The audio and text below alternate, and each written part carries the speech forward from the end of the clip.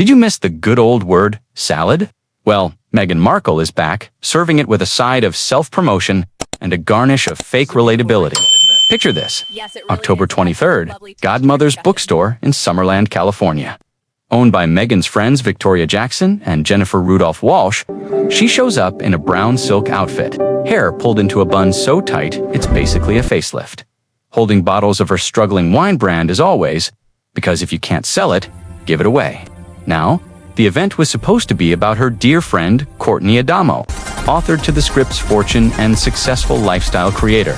You know, the kind of woman Meghan really likes to hang around. But of course, when Meghan's in the room, the spotlight belongs to her no matter what. Within 5 minutes, Courtney's big night turned into an evening with Meghan Markle, barefoot, blessed, and taking over. She launched into her usual fake deep talk about how she welcomes guests barefoot and wearing an apron.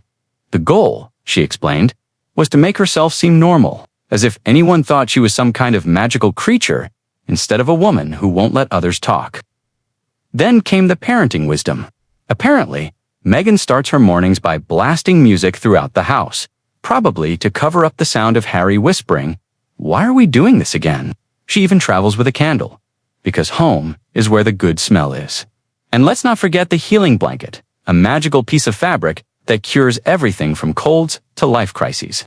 But the real show wasn't what she said. It was the body language.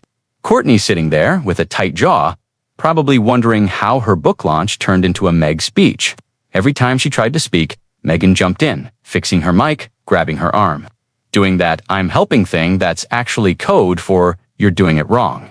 And the audience silent, like dead silent, especially after Meghan delivered one of her signature fake deep lines about kids cleaning up.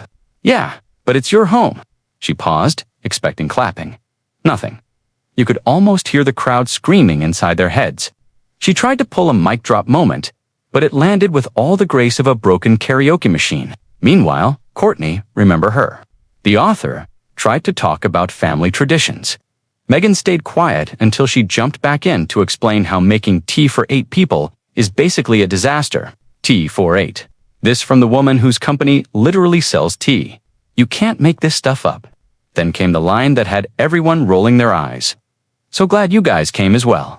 Girl, it's her event."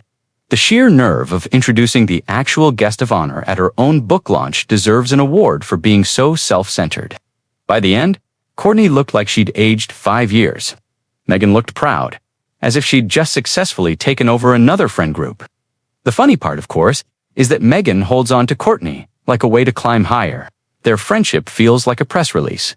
Courtney's stiff posture and tight smile said it all. This wasn't friendship. This was survival. So, what did we learn?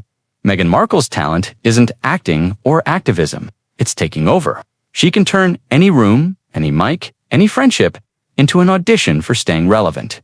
Courtney Adamo wrote The Family Home. But Meghan, she wrote the sequel, How to Make Every Room About You.